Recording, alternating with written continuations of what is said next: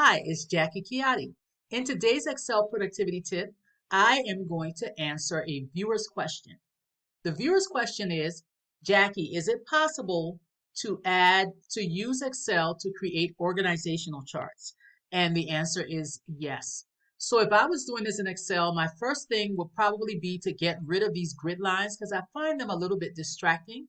In order to do that, you go to the Page Layout tab on your ribbon. And then in the Sheet Options group, uncheck View. What that does now, it makes your worksheet look like a blank sheet of paper. Now we're ready to insert our org chart. You do that by clicking the Insert tab in the ribbon. In the Illustrations group, click Smart Art.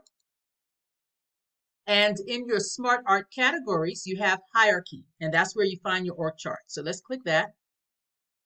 It shows you all of your org charts. You can single click one to get a description here on your right, okay? I'm gonna go with the first one. So I go ahead and click it, click OK, and it inserts it into my sheet.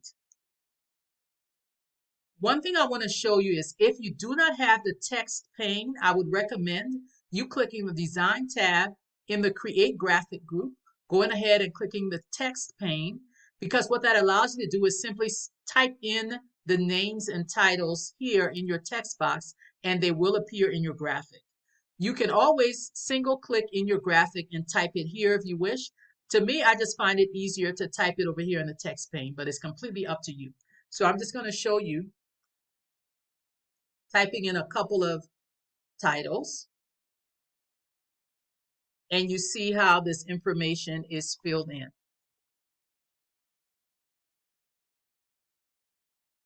As you can see, the boxes are automatically resized as you type in your text. If I wanted to add an additional item, all I had to do is click the Enter key. And you see it adds an additional item to my organizational chart, and then I can go ahead and type some text in there. So yes, it is possible to create an org chart in Excel.